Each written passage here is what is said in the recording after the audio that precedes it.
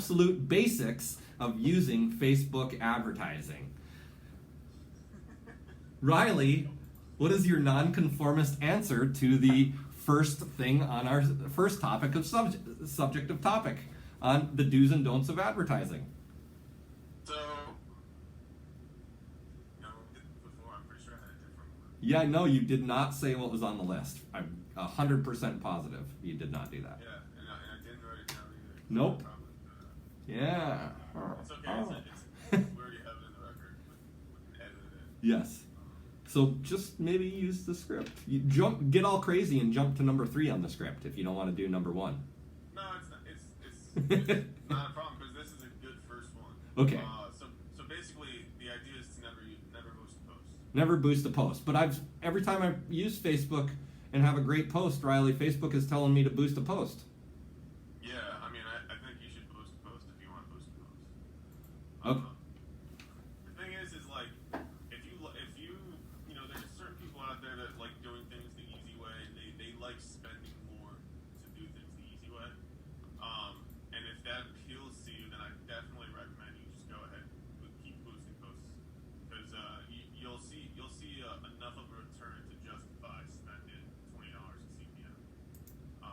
Because that's how good Facebook ads is. However, what we concentrate on is getting our customers ads for the best price, right? As effectively as possible, and not just our customers, but anybody in our network that is serious about advertising. And so, boosting a post is the consumer model of getting into Facebook ads. It's not the business way to do it. And so, Facebook built a specific subdomain, a completely different platform called business.facebook.com for businesses. And when you go on there, you don't have the opportunity to boost a post. And this would go right into reason number 3 of Facebook do's and don'ts. Always use the ad manager on Facebook. Yeah, the ad manager is Facebook's business ad buying platform that's available on Business Manager. Okay, that makes sense. But we have one exception on the boosting a post, which is if you're ever doing a local event, like you're doing a charitable kickball tournament or something, you could go ahead and say boost that post, because it's going to give you the option to boost to a 20-mile radius of where you're at, and that, chances are if you are going to put a message out one time or over a couple times over a week, a good message that will work effectively if you're not going to do it again and do it a lot would be boosting a post to say, hey, come and support our charitable event out at the local kickball, blah, blah, blah. So, Riley, what is, there we go, Facebook Manager, love it. And so what is our next little rule about the do's and don'ts on Facebook advertising? Never run ads without Facebook's pixel installed on your website. Okay, so what's a pixel? So a pixel is a piece of code that Facebook uses to basically track how well their ads are doing.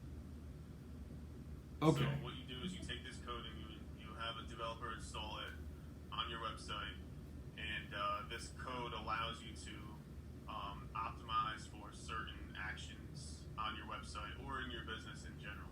But basically, this allows all of Facebook ads optimizes off of the Facebook pixel.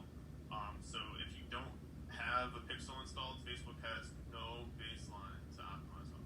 So to put it simply, the basic pixel is installed in your website code. I think you said it's JavaScript, right? Correct. So it's JavaScript installed on your website code that the simplest form of the pixel simply saves your user data and tells Facebook that you went to a website. So for example, if you go to our website right now, which you definitely should do to check out HammerSportMarketing.com to check out what we have going on, we have the pixel installed. So Facebook will then register that you visited our pixel, and should we decide to advertise to you later on, there's actually a spot in our audience building when we're building an ad set, and it gives us the audience building function in the ad manager of Facebook. there's actually a little box that we can check that says advertise to people who visited our website. And we check that box, and now we could send you an ad when you go to Facebook. So that's the basic pixel. And we recommend kind of, if you're going to ever advertise and spend more than $500 in a lifetime on Facebook and you have a website, then you should definitely have the basic pixel installed on your website. Which brings us to the fourth rule, which is have a professional install your dynamic pixel and catalog if you have an e-commerce website. What the heck does that mean, Riley?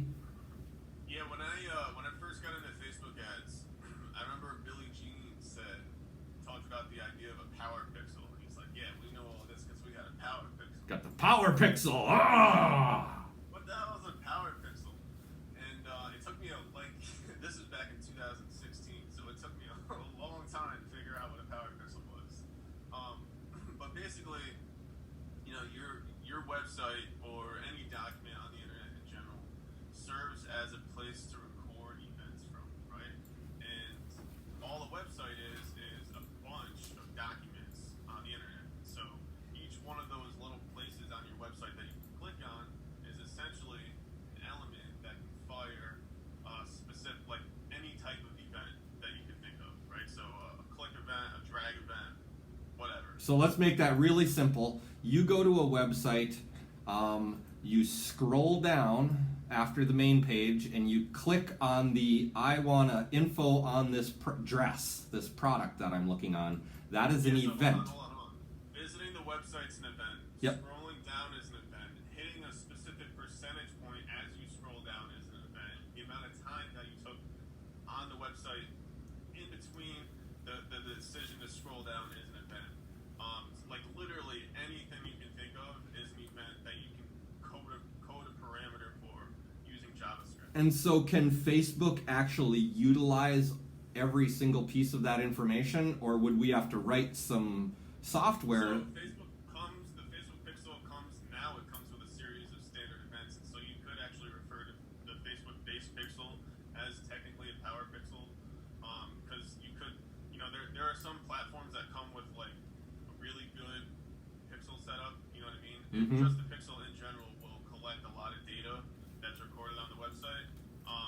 So basically, what we do, or what a power pixel, what an advanced pixel setup does, is it takes what are the most significant events that are along the awareness spectrum of your buyer journey, right? Of your customer's awareness spectrum journey, finding out who you are, and then going to sign up. So everything in between can be an event.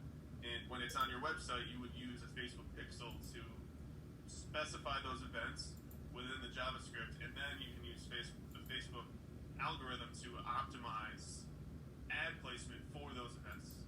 And then you can also use those events to create audiences to segregate out who you're advertising to. So if somebody hits a specific event, you can actually use that as an exclusion for an audience. Whoa there, all right, let's put a lasso on that frickin' idea and rein it in, because that shit's getting crazy.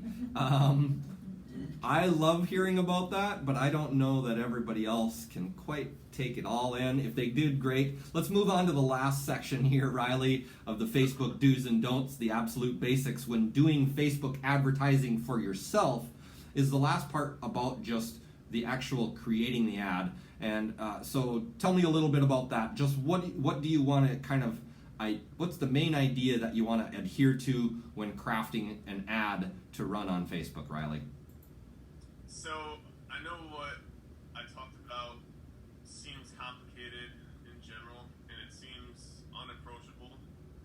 But in reality, the way Facebook ads work is you kind of want to have the most simplistic approach as possible. I can't remember who wrote the book. Somebody wrote a book called The One Thing. You want to find the one thing on Facebook ads. That would be Keller. Yeah, and so basically it's all about that. And so if you start with one thing, well, that's your one thing, right? And then you can test along the way to see if it works. And so basically I argue that simplicity is the first thing you gotta keep in mind when you're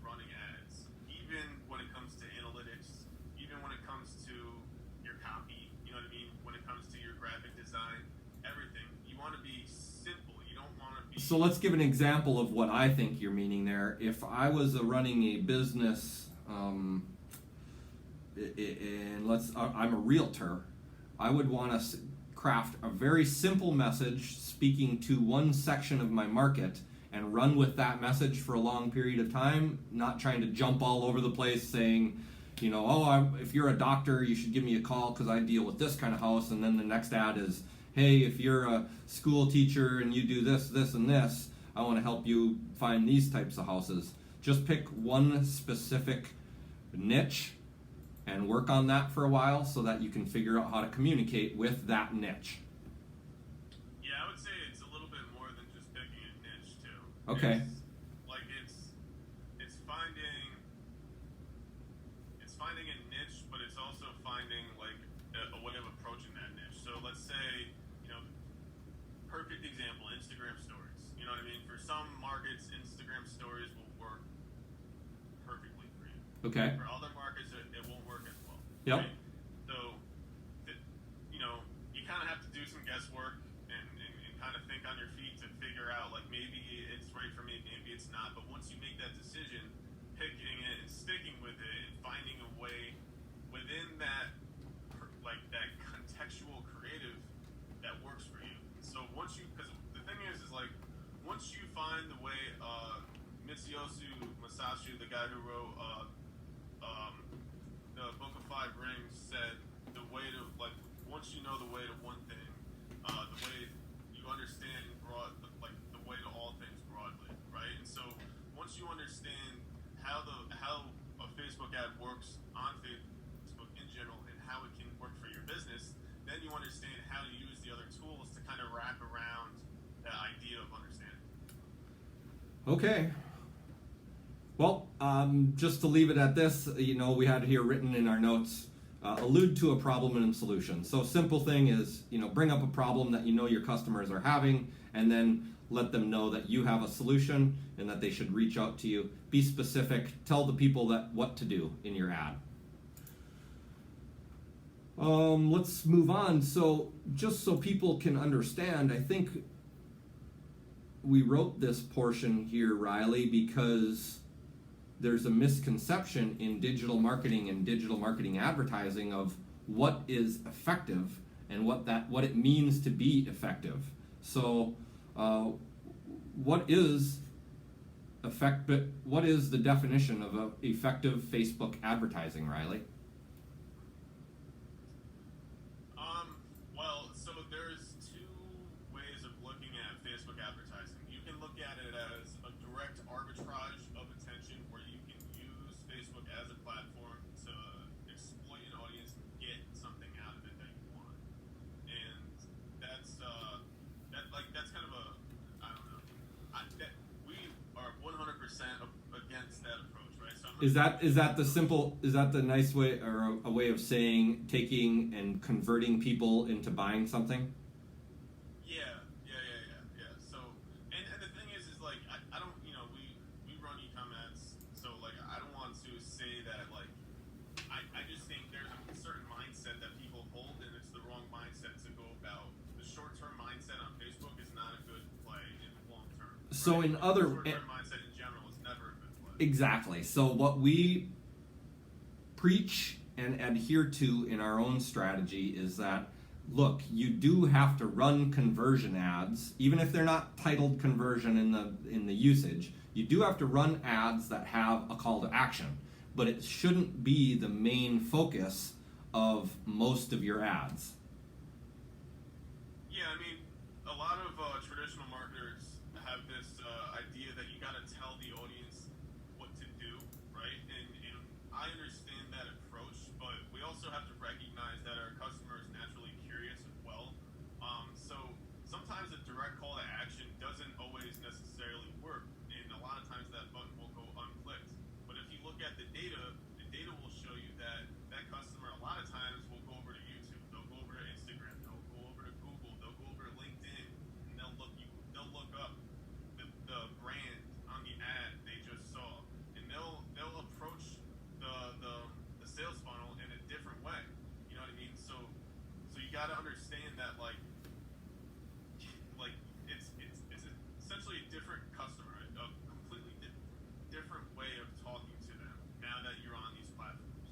And so I think that comes from because Facebook is generally a form of an entertainment for people. So as advertisers, we have to recognize that they didn't come on this platform to follow the directions in a call to action and click on a button and go to a website and buy something.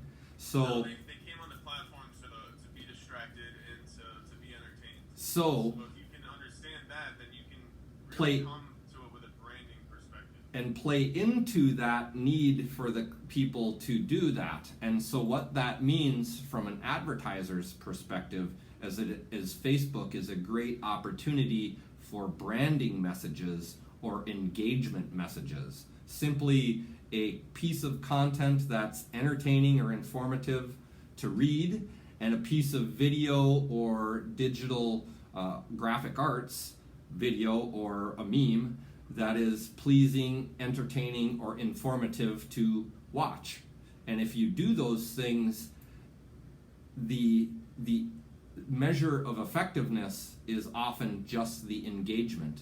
If people engage with your ad, you are building your brand at that time because you are imprinting what that person will think of when they see your brand the next time. And so that's what we really drive home is, look, success in marketing and business in general is the same. It's have long-term strategies, measure your results, and be willing to adapt. And so it's no different here on marketing. The way to be effective, to always be effective, is to put a lot of your effort into engagement and branding so that your conversion ads work at a higher percentage because they're not trying to convert cold traffic. They're built to convert the warm traffic. Yeah, I mean, if you just look at the numbers on how well cold traffic converts in general, even in the best form of advertising, which I believe is actually Facebook ads, it's like the costs are laughable. And the only way that you would ever really turn a profit is if like you had a 10-to-1 back end. You know what I mean? Yeah. So the really profitable Facebook campaigns are ones that we are built, like we spoke to in the section before this, where every message is tailored to a specific person at a specific point in the awareness spectrum. And then your ads can become effective because you're not thinking that they're ineffective if somebody doesn't buy something. It's not always about making a purchase. It's about building a brand. So let's move to the last section here, Riley, to help people out. What are some standards or some directions or some guides that people can use to create these effective ads on Facebook? What are the variables?